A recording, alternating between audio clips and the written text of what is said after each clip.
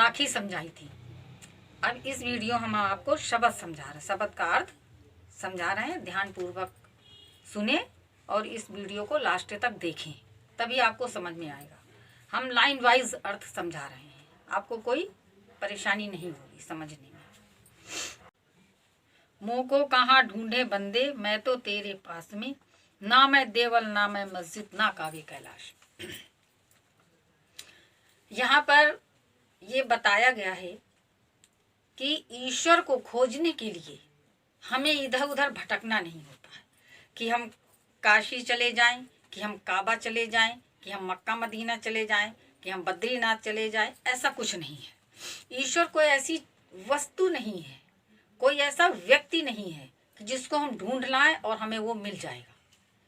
वो तो जब हमारे अंतर चक्ष खुलेंगे, जब हमारी अंतरात्मा से जब हम देखेंगे उस परब्रह्म परमात्मा को, तभी वो हमको मिलेगा। वो कहीं ढूंढने से या कहीं पर किसी तीर्थ स्थान पर हम चले जाएं कि हमें वहाँ पर मिल जाएगा, कहीं भी चले जाएं तो हमको ऐसे ईश्वर की प्राप्ति नहीं होगी। उसको खोजने की आवश्यकता नहीं है, उसको मन की आंखों से देखने की आवश्यकता है। कि मुँह को कहाँ ढूंढे बंदे, कि हे मानव तू मुझे इधर उधर अन्यत्र यहाँ वहाँ कहाँ ढूंढ रहा है? मैं तो तेरे पास में, मैं तो तेरे ही पास में हूँ। तू इतना भटका हुआ है कि मैं तेरे पास हूँ और तू इस चीज़ को पहचान नहीं पा रहा है। तो ना मैं देवल और ना मैं मस्जिद, ना तो मैं मंदिरों में हूँ और ना ही मैं मस्जिदों में हूँ, और ना काबे कैलाश में, ना ही मैं काबा में हूँ और ना ही मैं कैलाश पर हूँ। तो कह रहा है कि मैं आपको कहीं नहीं मिलूंगा, आप कहीं चले जाएं।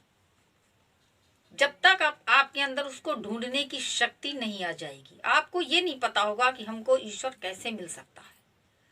जब तक ये युक्ति आपके अंदर नहीं आएगी तब तक ईश्वर कहीं नहीं मिलेगा। ना तो कौने क्रिया कर्म में और नहीं योग वैराग्य में।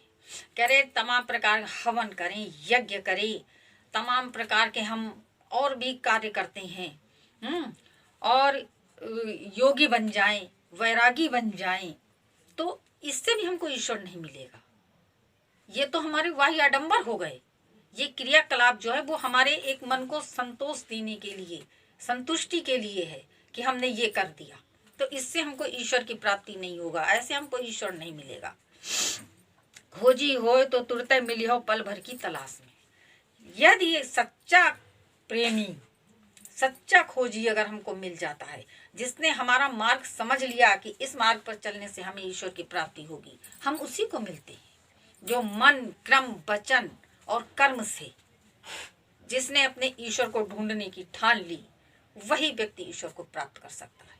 उसने तो ये बताया कि हमारे लिए तो कुछ करने की आवश्यकता ही नहीं है कि आप योग करें, जप करें, तपस्या करें, कुछ नहीं। केवल सच्चे भाव से, सच्चे मन से उसका स्मरण कीजिए, अंतरात्मा से उसको पुकारिए, अंतर के चक्षु से उसको देखिए। हर एक के अंदर ईश्वर है, हमारे अंदर भी है, आपके अंदर भी है, यानी सबके अंदर ईश्वर है। हम ये चीज़ नहीं पहचानते। जरा देर में भी कोई बात हो जाए तो 1000 बातें उसको सुना डालेंगे, उसका अपमान करने में जरा भी हिचकेंगे नहीं। तो हमने आपका नहीं, उस ईश्वर का अनादर किया, उसको हमने कहा। तो यही व्यक्ति अगर समझ जाए तभी उसको ईश्वर की प्राप्ति हो सकती है। और कहे कबीर सुनो भाई साधु, सब श्वासों की सांस में, यानी वो हर एक की श्वास में, आपकी, हमारी, संसार की हर एक की श्वास में ईश्वर है। तो उस पार ब्रह्म परमात्मा को कहीं ढूंढने की आवश्यकता नहीं है। अपने अंतर ही खोजिए, अपने कर्म सुधारिए, अपनी आत्मा को शुद्ध बनाइए, अपने विचारों को शुद्ध बनाइए, अपनी भावना सुंदर बनाइए, सरल स्वभाव बनिए। इसी प्रकार से हमको ईश्वर की प्राप्ति हो सकती है। हमें दुनिया के आडंबर, ये दिखावा करने से ईश्वर नहीं मिलता है। संतो भाई आई ज्ञान की आंधी। अब ये वाला जो है, ये शब्द जो है बहुत ध्यान से सुनने का है और बहुत ही अच्छा है। ये समझ में आ जाएगा तो बहुत सुंदर लगेगा।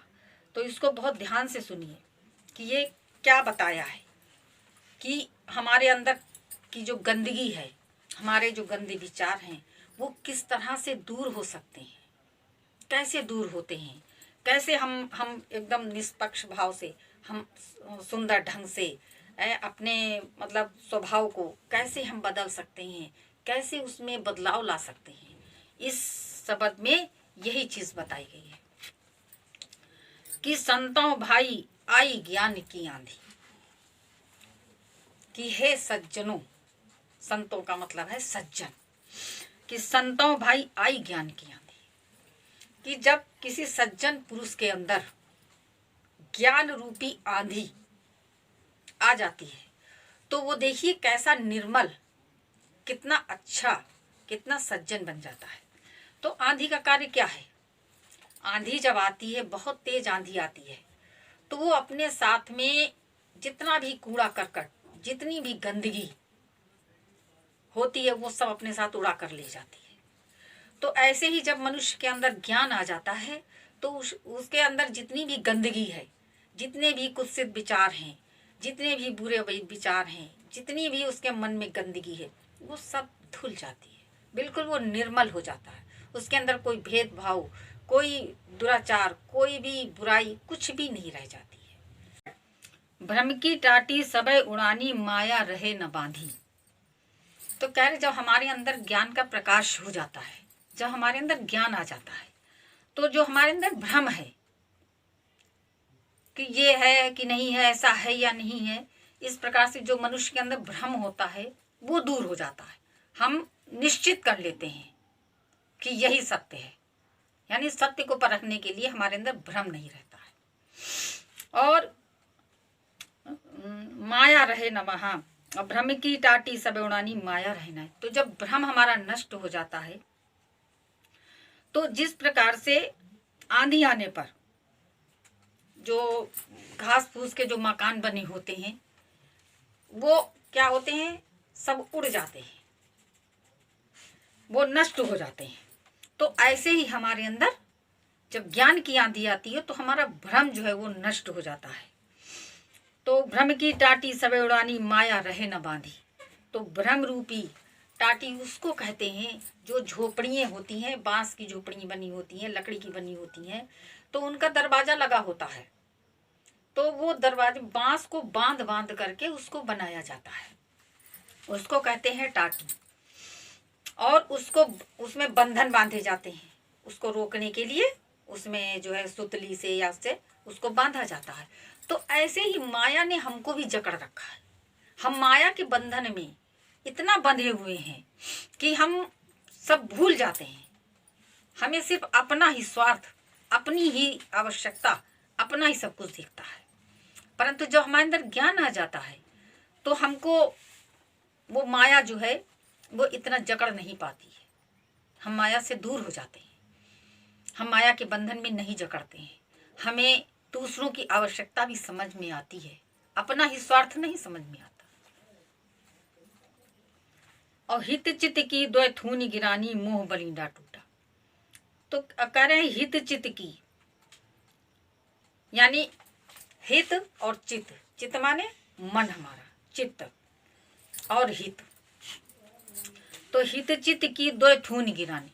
तो हमारे अंदर जो ये हित अहित इस प्रकार का जो हमारे अंदर भ्रम हमारे मस्तिष्क में चलता रहता है कि ये हित का है, ये अहित का है, तो ये क्या है, ये उसी थूनी के समान है जिन्होंने उस झोपड़ी को रोक रखा है। उस झोपड़ी को रोकने के लिए दो बड़े मोटे मोटे, दो उसको रोकने के लिए बैलेंस जिसको कहते हैं, उसको रोकने के लिए हम दो थूनियाँ गाड़ देते हैं, खूब मोटे मोटे लट्ठे गाड़ देते हैं, जिससे कि वो झोपड़ी की छत जो है वो रुकी रहे। तो ऐसे ही हित चित की दो हमारे अंदर भी सब, जब ज्ञान होता है तो हमारे अंदर भी ये हित अहित, ये मतलब कुछ भी हमारे दिमाग में हित अहित की चिंता हमको नहीं रहती है। क्योंकि जब हमारे अंदर ज्ञान आ गया, जब हमें उस ईश्वर का ज्ञान हो गया, तो हमें अपना हित अहित ये सब सोचने की हमको आवश्यकता ही नहीं है। वो तो स्वयं ही हित होगा, जब हम अच्छा करेंगे तो अच्छा ही होगा। तो कह रहे वो हित और चित्त की, यानी वो जो दो बल्लियां हो, जो दो थूनियां होती हैं, वो नष्ट हो जाती, जैसे आंधी के आने पर वो बल्लियां गिर जाती हैं। और मोह बलिंडा टूटा। और फिर मोह रूपी बलिंडा। बलिंडा क्या होता है कि जो कोई छत बनी झोपड़ी की, तो वो ऐसे तो रख नहीं दी जाएगी या ऐसे वो बन नहीं जाएगी, उसके बीच में एक लंबा सा डंडा लगाना पड़ता है, जिसपे कि उस पे सब लकड़ी के जो बांस की खपच्चियाँ हैं या फूस फास है उस पे रुकता है। तो वो बीच में जैसे गार्डर पड़ता है, ऐसे ही वो भी उसमें डाला जाता है, उसको बलिंडा कहते हैं। तो कह रहे हैं मोह बलिंडा टूटा। मोह रूपी वो जो बेड़ा पड़ा हुआ है उसमें वो नष्ट हो जाता है। मोह जो है हमारे अंदर से समाप्त हो जाता है। और तृष्णा छान परी घर ऊपर कुबधि का भांडा फूटा। और क्या होता है, जो तृष्णा की छानी माने छप्पर, जो फूस का बनता है, झोपड़ियाँ आपने देखी होंगी गांव में होती हैं, तो उसको छप्पर कहते हैं। छानी माने छप्पर। तो कहे तृष्णा छानी, जो हमारे अंदर तृष्णा की यानी हमारे अंदर जो लपस्या भरी हुई, हमारे अंदर संतोष नहीं है। हमें अगर तो इतना मिल जाता है तो हम कहते हैं हमें इतना मिल जाए, हमको 10 मिलते हैं तो हम कहते हैं हमको 20 मिल जाए। तो इस तरीके हमारे अंदर जो तृष्णा है, जो हमारे अंदर मृग तृष्णा है, प्यास है, वो कभी नहीं बुझती है। हमें अगर आज कोई चीज़ इतनी मिल गई तो हम कहते हैं हमें और मिल जाए। तो इस प्रकार से जो मनुष्य के अंदर तृष्णा है कि बहुत अधिक पाने की जो उसके अंदर इच्छा है, वो कभी संतुष्ट नहीं होती है। जब ज्ञान आ जाता हमारे अंदर तो हमारे अंदर बिल्कुल संतोष आ जाता है। हमें जो जितना जैसा मिलता है हम उसमें संतुष्ट रहते हैं।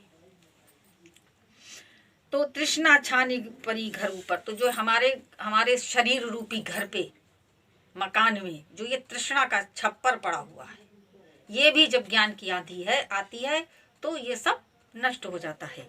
और कुबधि का भांडा फूटा, तो जब आंधी आती है, जब वो झोपड़ी उड़ेगी तो उसमें कुछ बर्तन भी रखे होंगे, मिट्टी के बर्तन होंगे, जो भी होंगे, तो वो भी टूट जाते हैं। तो ऐसे ही ज्ञान की जब आंधी आती है तो हमारे जो कुबुद्धि रूपी जो भांडा बर्तन है, जो हमारे अंदर कुबुद्धि का भंडार है, वो भी नष्ट हो जाता है। हमारे अंदर सद्बुद्धि आ जाती है, हमें भली और बुरी बात समझ में आने लगती है। और जोग जुगति कर संतों बांधो निरचू चुए ना पानी। तो कह रहे हैं कि योग जुगत यानी योग और युक्ति से संतों बांधी, यानी संतों ने बड़े योग और युक्ति के द्वारा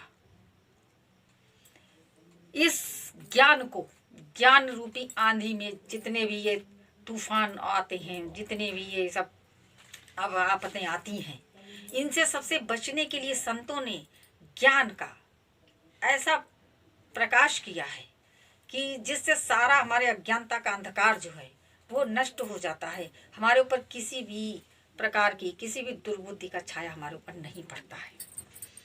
और निर्चुत तो कह रहे हैं कि योग युक्ति करके ऐसा उन्होंने इस झोपड़ी को, ये अपने जो हमारी जो ये शरीर रूपी घर है, इसमें तमाम प्रकार के जो ये बनाए गए हैं, बुद्धि है, ज्ञान है, वैराग्य है, और हमारे अंदर जो क्रोध है, ईर्ष्या है, इसको सबको नष्ट करने के लिए बड़े योग और युक्ति के द्वारा संतों ने ज्ञान जो है, ज्ञान का भंडार हमारे अंदर भरा है, जिससे कि हमको हर चीज का ज्ञान है।